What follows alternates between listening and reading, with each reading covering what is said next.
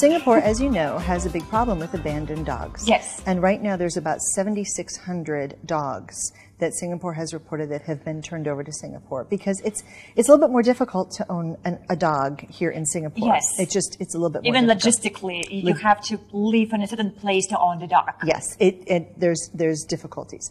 Well, the book came about because my husband and I got a puppy, and the breeder says you have to. There's yes, the puppy. Yes, There's the black puppy one, here, and the black one. Okay. My Red or No Hea, my beautiful new direction. And the breeder says you have to train this dog, and I said, I know how to train him, and she says, So we train every week, every Saturday from 9 to 11 a.m.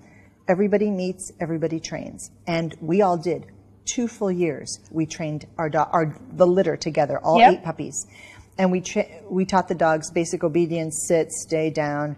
We taught the dogs how to swim. Now, they're water dogs, so it was pretty natural, but we spent 6 weeks trying to teach the dogs not to drown if they ever fall into water. Then we did, the agility, the weave pulls, you see it on TV, the jump, the run, the fetching, 2 years worth of training for these dogs. So they're very well trained. Are the lessons here from 2 years training your dog?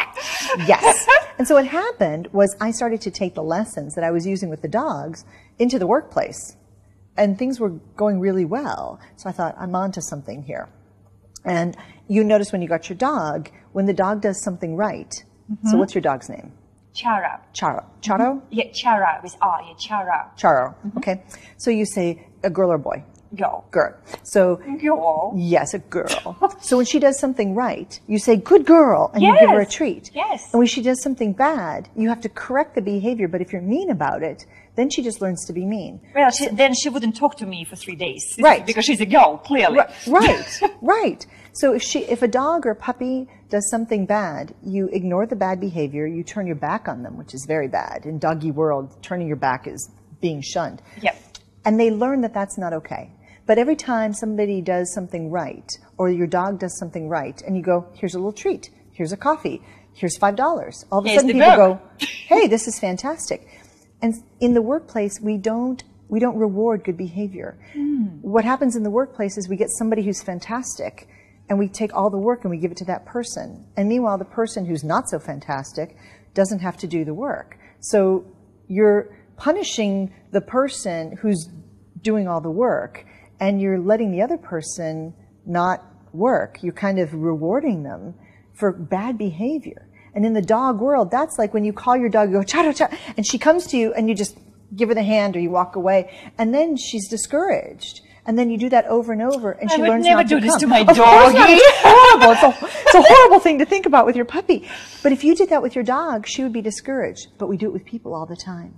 We take people and we give them, they're our go-to people because we can always trust them. We can always trust them. So they get the bulk of the work. And meanwhile, the bad dogs at work get rewarded. And that's crazy. So the whole point of this book is to try to work with people the way good dog owners work with their dogs. So I had one event where a guy said, if I treated my people the way I treated my dogs, I'd be in jail. Oh, I said, where do you live? I'm going to come rescue your dog. Very bad human, bad human. And then it's consistency. So people say, well, I don't have time to train my dog. I say, you don't have time not to train your dog. And it takes 5 minutes a day.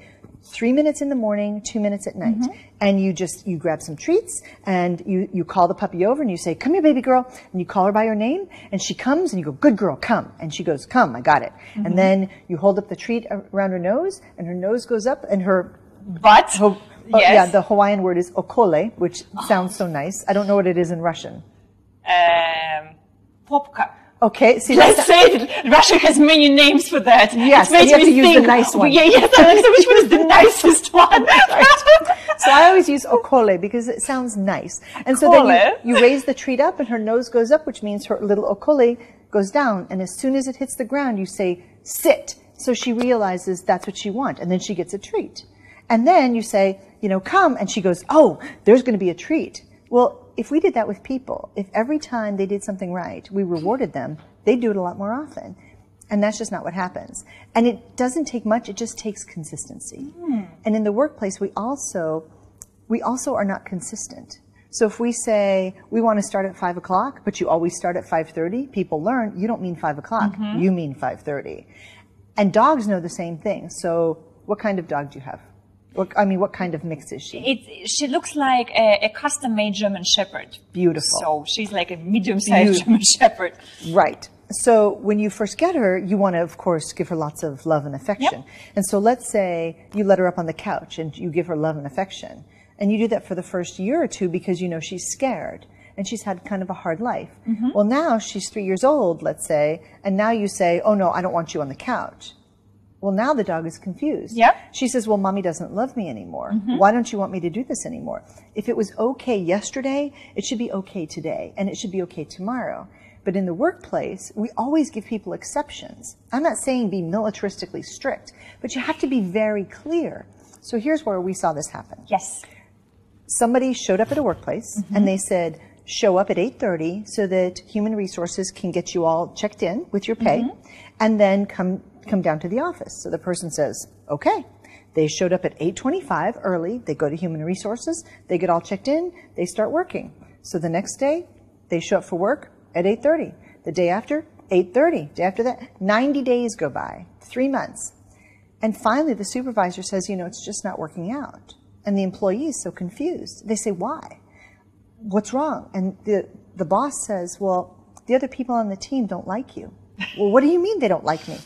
They said, you know, what do you mean? I'm good at my job. I try to be a team player. What's the problem? And so finally the manager says, you show up late every day. And the employee says, you told me to show up at 8:30. I've been showing up at 8:30. And you don't know if you're doing the right thing. You hope you are. And your manager, meanwhile, is thinking, they'll figure it out. Well, wait a minute. And often you need they don't. communication. Yes. Is there a simple way to communicate? Because, you know, I know that for many managers or even business owners, right? I mean, Asia has a lot of business owners. Mm-hmm. The problem for them is time. Yes. Like if you talk to them, they understand that it's important to build people and they understand it's important to communicate. They just never have time for that. So I agree, but they don't how have to time. go about it? They don't have time not to. Mm-hmm. So what good communication is most of all effective. It doesn't have to be long. It just has to be effective. So there are people in my life that we communicate in very short bursts of information. So when I land in a new city, I send a text to my family, and it's 6 letters. That's it. It's a text. It's very fast. SOD. In the military, we fly planes off carriers, you know. Yes. Okay. SOD stands for safe on deck. It means the plane arrived on the deck of the aircraft carrier. So SOD for us means safe on deck. And then I put the airport code. And that way my family knows where I am in a quick text message. But I have other friends that... It must be fun to communicate text messages with your family members. Yes. But it's effective. And now they don't worry. But I have some friends who need lots of words. So with you, I might be able to say, I'll be at the taping at 5 o'clock. Not a problem. Let me know if anything changes. Mary. With my family, I may be able to say, 5 o'clock. Okay. I don't need to say anything else. And some of my other friends, it might be something much longer. So you have to just be effective. And many managers lose I call it effectiveness time, because people aren't sure what to do. What you mean? You mean to be effective, but also to adapt communication style of the other person, right? Because then you have to read what is the best for them. Like your family members will get it. Yes. Then somebody else needs what you say more words. So it's very important to understand what effective and clear means for the other party. Yes. Right? So we have to communicate based on how they learn. So how do we figure it out for those who don't know? We ask. So I had a boss who the first couple of days we were not communicating well. And so finally I walked in his office and I said, these are the magic words. Boss. I'm getting crazy. Yes.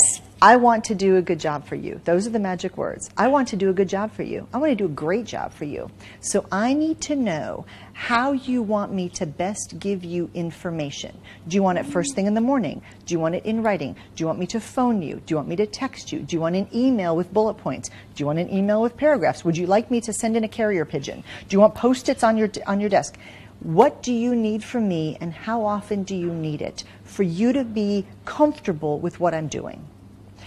And he had to think about it, and he said, you know, what I really need is I need 5 minutes in the morning and 5 minutes at night, so that I know exactly what's happening in the morning, you know what I'm worried about, and then at night, I just need to know that it all happened. I said, okay, now, that's 10 minutes a day. And that sounds like a pain. It sounds like kind of a pain in the neck to do that. For some people are. Right, but that way I wasn't guessing. I knew exactly what he wanted. First thing in the morning, I'd say, I got this. And he'd say, I have these 5 things. Well, then my focus shifted to his things, not mine. Yep. And then at the end of the day, I said, here we go, and we're finished. And he went, okay. So his relationship with me improved because his confidence built up, but I had to force the communication so that I knew what he wanted.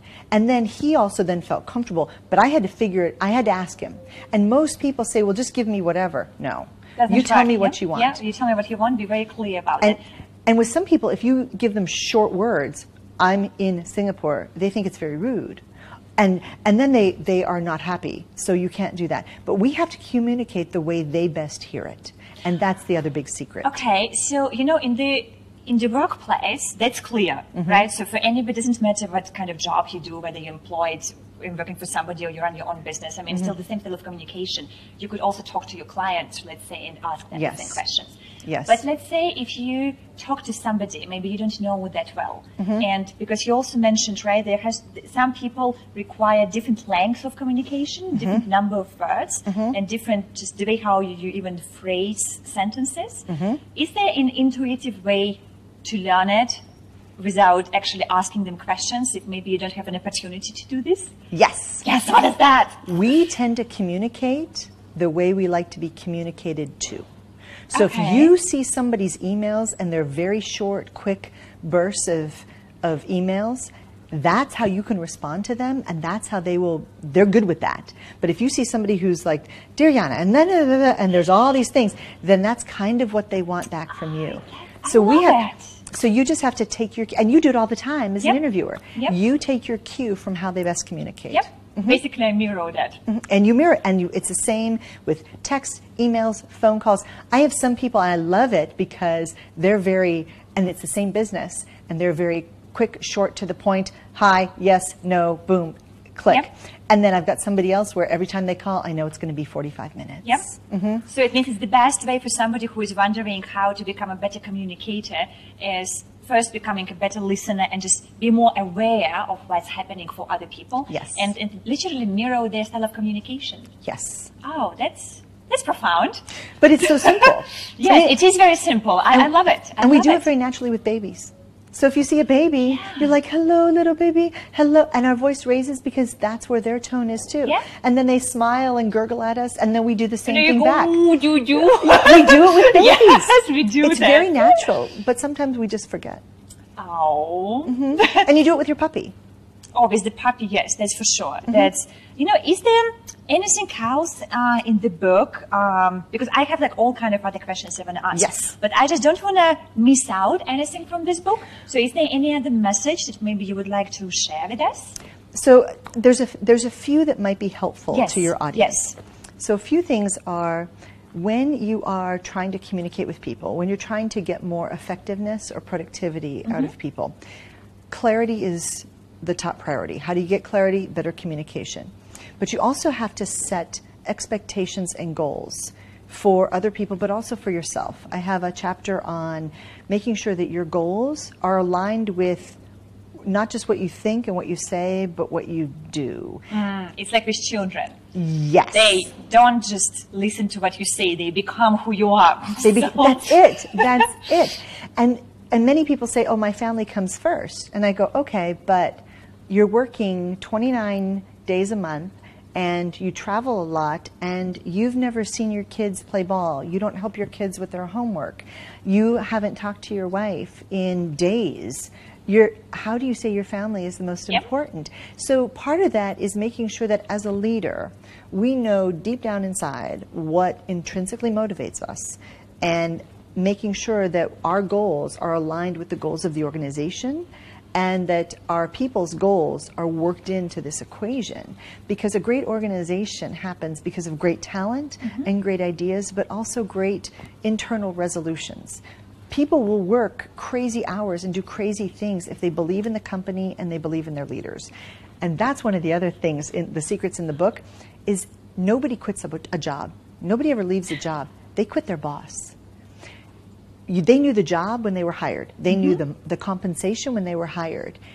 And when they go in and the boss makes them crazy, that's when they leave. Why do people leave? What makes people crazy about their bosses? And the big secret here is they don't feel appreciated. They don't feel as though they're listened to. They feel devalued. They feel as though they're not respected. They feel as though they're not appreciated for what they bring to the workplace. So how do we make them feel being appreciated? That's a great question. And it's not what some people say that, oh, everybody gets a trophy. That's not what I'm talking about. Okay. Genuine appreciation is thank you so much for a specific action that you did when, and this is what it did for the organization, or this is what it did for me personally, or whatever.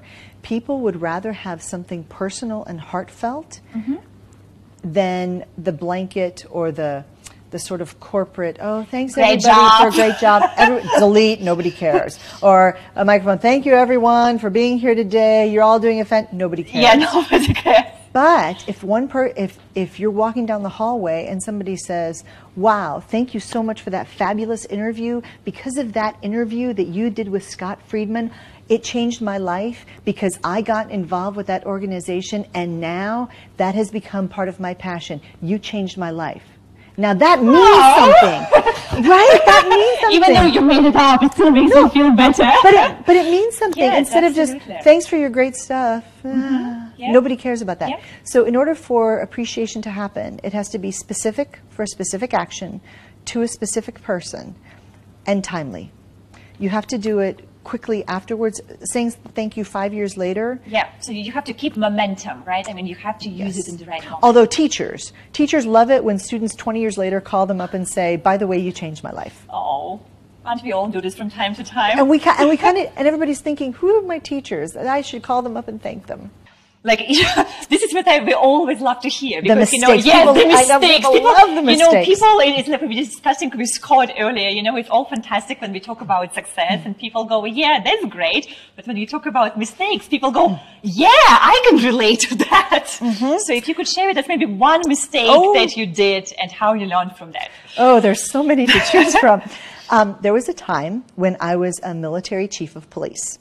So I had about 300 cops working for me. And when you drive down the streets in Singapore or wherever, it doesn't matter, and the flashing lights come on behind you. Yeah. You're in trouble. Right. That's the first thought that comes. Right. You're like, oh no. And the first thought is, what did I do wrong? Wrong, yeah. And then you think, and then your second thought is, and what did they see me do wrong? How much trouble How much can I negotiate when they stop me? That's it. And the problem there is as I say, you don't get that feeling in your stomach we've all done something naughty at some point in our lives, but you don't say, oh gosh, that's just the police saying, welcome to Singapore, or thank you for coming to Russia, or, you're pretty sure you're in trouble. And so I was in the job for about 90 days, and I had a list, and it was a good practice that I was doing back then, and I had a list of characteristics. And I went into my boss and I said, boss, I want to do a great job for you. And these are the magic words. The magic words. These are the characteristics that I think I bring to this job. And I gave him 3 characteristics. I said, I think I'm mission-oriented. I think I'm meticulous. I think I'm fair, whatever. And I said, but I want to make sure that those are the characteristics that you want me to bring to this job. And he looked at the list and he said, yeah, no. What? So it was a Scooby-Doo moment. I'm like, what? And I thought these were good characteristics. And he said, no. He said, I want you to be friendly. I want you to be obliging when people have a problem. And I want you to be cheerful. Okay, well, I can be all those things. I'm naturally those way.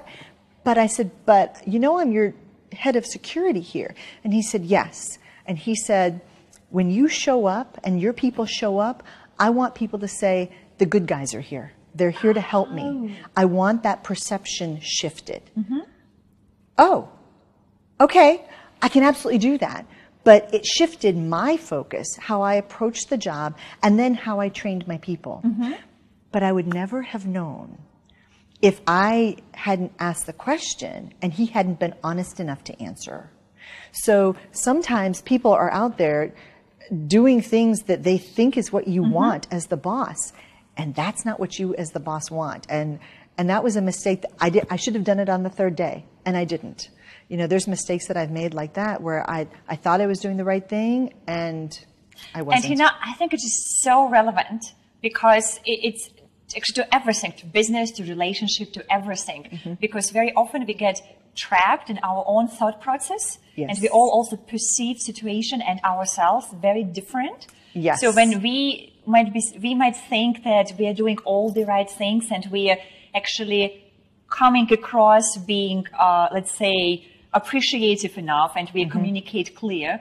But for the other party, it might be not at all the truth. So it is so important to talk about it and actually ask people for at least their feedback, right? Whether it is the boss or your colleague at work, or even if it's husband or wife or your kids. You know, it's like the all areas of our life, just to be very clear that you give them what they want in a form they understand. And so yesterday I was able to talk at the HR summit. Yep. And I had 500 people in the audience, and I asked the question, I said, how many of you people here today feel as though at work you are overappreciated? Not one person. How many of you feel as though you're appreciated enough? Not one person. And partly it's because our bosses think that they're letting us know that we're appreciated, but a lot of times that's not really getting internally to us. And then I say, for a fun game, try this at home. How many of you people feel overappreciated at home? And that's part of the issue. So I said, you know, if you're that person who appreciates people genuinely, I mean, I'm not saying you should give prizes for nothing, but if you're that person who genuinely appreciates people and you let them know, you're going to stand out. And your clients know. I mean, when you really appreciate your clients, or you really appreciate your customers, or you really appreciate the people who get to work with you, it stands out. That's always been part of the military background. And we were raised, of course, we were kind of raised with the idea that it doesn't matter where you are, even if you feel like you're at the bottom, there's somebody who's 2 steps behind you. And your job, if you're wherever you are in your life, is to grab somebody who's 2 steps behind you and pull them up. And that you're just expected to do that. And so when I was in the military and I would do these talks, they would sometimes have an honorarium. Well, in uniform, you, of course, do not accept that. That's not how this works. And they said, but we have to give the honorarium to somebody. And I said, well, if I gave you a few charities, would you think about donating to those charities? And so that's where that started. And even now, with my book sales, my CDs, my DVDs, workbooks, everything, when I get sales after events, I don't take any of that money. So if you write a check, if you want a book, you write the check to a charity. You never give it to me. And that's my business model for my business, is I don't take any of the revenues from any of my products. And not everybody can do that, but it's a great way to give back. It's a great for way those who can. Absolutely. So let's say I'm in Singapore, and the meeting planner says, here's, you know, we want to sell books, and I say, great, you have an ASPCA here, you have a humane society, you have an animal, whatever, or there's another good cause. Or the meeting planner says, yes, my child's been diagnosed with leukemia, and there's a Singapore Leukemia Society or whatever. I say, great, let's pick 3 charities, and when people come to buy the CD or the DVD or the book, then they write the check to the charity. So as an audience person, you're sitting there thinking, well, should I buy the book? And then you say, wait a second, but I get a tax deduction, I get tax credit for buying the book and as I a get charity, the book. And I get the book. This is fantastic. So it's win-win for everybody. Yeah. And for me personally, then I don't have to do taxes. I don't have to pay taxes on that because I just give it away. And it satisfies one of the basic human needs to be actually to contribute. Yes. Because we all want to feel good about that. Yes. Yes. So I started with Together We Can Change the World when I was at a dinner party at Scott's house, and he told me about these efforts that fund 13 orphanages in Southeast Asia. And when I had been living out here before in the Philippines and in Vietnam, I had been to some of the refugee camps. And people don't realize how hard it is to be a refugee and how hard it is to be displaced from your home. And we're certainly seeing that in a variety of places around the world. And I think that, again, wherever you are, you're responsible for other people. And it doesn't matter if they're in your country or outside your country, you're responsible for other people. And we all need to do something. Business is going to save the world. Tell me more about that. Business, when you're doing business with someone, you have a relationship. And that means you may not be friends, but you're also not going to hurt each other. And people kind of don't understand this necessarily, that business facilitates relationships where State departments fail, where other people, you look at other people and you see it on the news, and maybe there's, one country's angry at another country. It's usually not the people. It's usually just the leaders, or there's an issue and they're just not getting along as well as they might. And the place where people get brought together is business. And if you have a business, and this is what I might encourage people, if you have an idea for a business, or you've got some kind of need in the marketplace that you can identify, and if you can focus on business and facilitate business, this is going to save the world, because people building businesses lifts people out of poverty. It gives people opportunities they wouldn't have, even if they don't have the education. That if you've got vibrant businesses that are hiring people, then other people get lifted out of poverty. And poor people need capitalism more than wealthy people. Poor people need the opportunity. By poor, I mean, people who are in that bottom 40% of income earners who need the opportunity that business provides. And I'm passionate about helping people with business, because I have seen what businesses can do when the market forces them to work together. And I say force, but no, when you go to the store and you buy a loaf of bread in the store, you give them money and they say thank you, and you take the bread and thank you, and everybody's happy. And so markets work. Markets just make people work together in ways that you can't force other people to work together in a way that nothing else can. Well, and I guess it also brings to the point when business owners don't have to feel guilty. They're not necessarily running a non-profit, right? Because there's the whole social perception that if you run a non-profit, or if you do a social enterprise, then you're doing a good stuff. But if you're running business for business, you look a bad person, right? So it doesn't have to be that perception, even if you're focusing on doing business for business by providing jobs for people to feed their families. That's good enough. That's good. The market identifies efficiencies. And if you're a business and you're doing well, then you're doing something right.